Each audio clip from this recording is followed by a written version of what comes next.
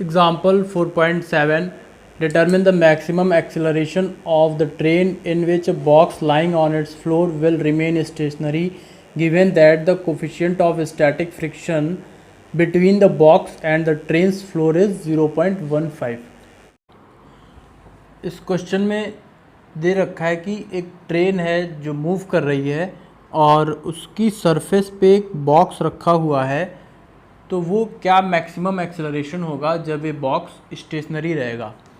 सो पहले तो ये केस देख लेते हैं, बॉक्स मूव कब करेगा।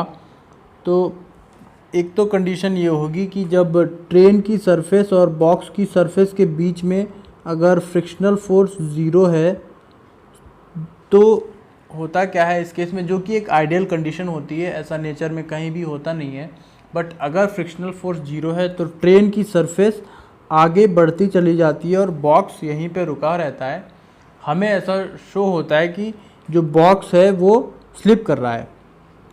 तो जब इस तरीके से मोशन होगा तो बॉक्स स्लिप करते करते बिल्कुल इंड की जो वॉल होगी ट्रेन की, वहाँ पे हिट कर जाएगा जाके, जब फ्रिक्शनल फोर्स ज़ीरो होगा, जो कि आइडियल केस होता नहीं है। तो दूसरा केस क्या होगा कि कुछ ना कुछ फ्रिक्शनल फोर्स होगा ट्रेन की सरफेस और बॉक्स की सरफेस के बीच में, जिसे हम स्टैटिक फ्रिक्शन कहेंगे, जिससे कि रुका रहेगा।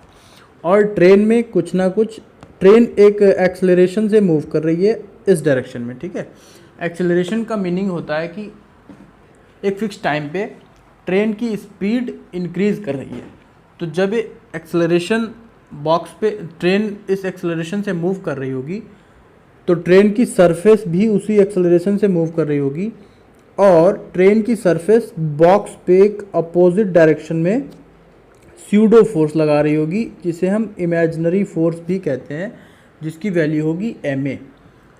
और वो जो ma होगा वो इस फ्रिक्शनल फोर्स के इक्वल होगा, यानी कि ma अपोजिट, ट्रेन के मोशन के अपोजिट डायरेक्शन में लग रहा होगा, और fs जो होगा वो उस बॉक्स को रोके रखेगा और ट्रेन के मोशन की डायरेक्शन में लग रहा होगा, ठीक है, जिसे हम स्यूडो फोर्स कहते हैं, इमेजिनरी फोर्स कहते हैं।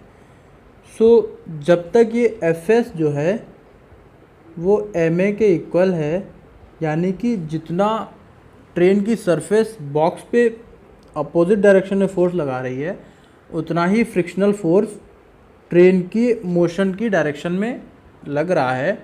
तो ये जो बॉक्स है ट्रेन की सरफेस पे रुका रहेगा। बट जब ये ma जो होगा वो फ्रिक्शनल फोर्स जो है बॉक्स और ट्रेन की सरफेस के बीच के फ्रिक्शनल फोर्स से ma ज़्यादा हो जाएगा, यानी कि ट्रेन की स्पीड ज़्यादा इंक्रीज़ कर रही होगी, ठीक है, सडनली ज़्यादा इंक्रीज़ कर रही होगी। तो ये जो स्यूडो फोर्स है वो ज़्यादा हो जाएगा और ट्रेन की सरफेस आगे निकल जाएगी और हमें ऐसा फील होगा कि बॉक्स पीछे की तरफ जा रहा है।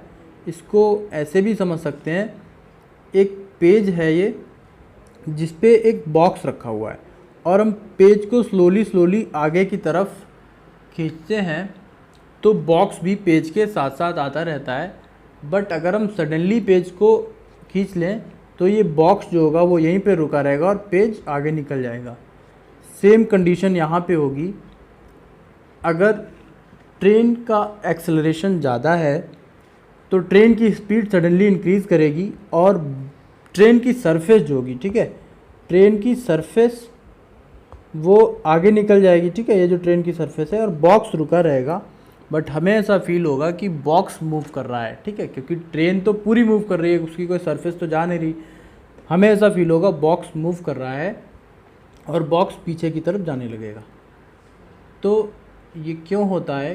क्योंकि जब ये जो स्यूडो फोर्स है जो ट्रेन की सरफेस बॉक्स पे लगा रही है ma, जब ये फ्रिक्शनल फोर्स से ज़्यादा हो जाता है तब जो बॉक्स है वो ट्रेन की सरफेस से मूव करने लगता है। तो क्वेश्चन में हमें ये बताना है वो मैक्सिमम एक्सेलरेशन क्या होगा, ठीक है ना, वो मैक्सिमम एक्सेलरेशन क्या होगा जिससे कि ये जो बॉक्स है वो स्टेशनरी रहे, यानी ये जो स्यूडो फोर्स है ये जो स्यूडो फोर्स है वो फ्रिक्शनल फोर्स के इक्वल रहे और ये जो हमारा बॉक्स है वो सरफेस पे स्टेशनरी रहे। इस पूरी बात को ऐसे लिख लेंगे, since the acceleration of the box due to the static friction. Static friction और काइनेटिक फ्रिक्शन दो होते हैं। स्टैटिक फ्रिक्शन होता है यानी कि जब तक ऑब्जेक्ट रुकी हुई है, ठीक है, सरफेस पे रुकी हुई तब तक उस पर स्टैटिक फ्रिक्शन लगता है। क्वेश्चन में हमसे यही कहा गया कि when the box remains stationary, ठीक है, तो जब तक स्टेशनरी है, रुका हुआ, तब तक उस पर स्टैटिक फ्रिक्शन ही लगेगा। तो यानी कि जो एम ए होगा मास इनटू एक्सेलरेशन, वो एफ होता है ना, F equals to M A Newton के सेकेंड लॉ से, वो किसके इक्वल होगा, फ्रिक्शनल फोर्स के। ठीक बात है। और फ्रिक्शनल फोर्स जो होता है वो उसकी जो डेफिनेशन होती है F S is less than और equals to mu S into N. Mu S होता है कोफिशिएंट ऑफ फ्रिक्शन, यानी कि जो सरफेस है उसका कोफिशिएंट ऑफ फ्रिक्शन, उसकी रफनेस कितनी है, और एन जो होता है वो नॉर्मल रिएक्शन होती है, यानी कि सरफेस जो बॉक्स पे अपवर्ड डायरेक्शन में फोर्स लगा रही है। और एन जो होता है वो एम जी के इक्वल होता है, एम जी यानी कि डाउनवर्ड डायरेक्शन में फोर्स लग रहा होता है। ठीक है, इस तरीके से होता है जैसे ये सरफेस पे ब्लॉक रखा हुआ है तो इसमें अपवर्ड डायरेक्शन में नॉर्मल रिएक्शन लग रहा होगा और नीचे की तरफ जो बॉक्स है जो उसका वेट है वो नीचे की तरफ लग रहा होगा। ठीक है, तो उसी को N equals to M G लिखते हैं, ये नॉर्मल रिएक्शन होती है। अब इस सारी वैल्यू को यहाँ पे रख देंगे तो एफ एस की जगह एम ए रख देंगे, ठीक है, और लेस देन और equals to mu S M G, M और एम कैंसिल आउट हो जाएगा तो ए इज़ लेस देन और equals to mu S into G. ठीक, हमें कैलकुलेट करना है मैक्सिमम एक्सेलरेशन, तो यानी कि ए की मैक्सिमम वैल्यू, या तो ए यहाँ पे इस ये जो कंडीशन है यहाँ से हम कह सकते हैं either A is less than this value, ठीक है, या तो ए इससे कम होगा और A is equal to this.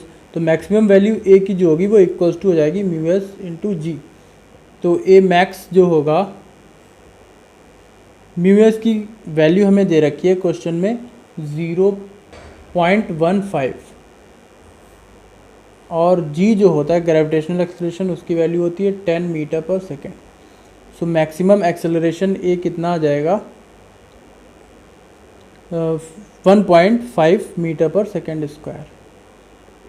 सो ये मैक्सिमम एक्सेलरेशन है जिसे जब ट्रेन मूव करेगी तो वो बॉक्स जो होगा वो कुछ भी मोशन नहीं देगा, मूव नहीं करेगा। ठीक है, यानी कि इस एक्सेलरेशन से अगर ट्रेन अपनी स्पीड को बढ़ाती जाएगी तो बॉक्स में कोई मूवमेंट नहीं होगा, बॉक्स रुका ही रहेगा। ठीक है।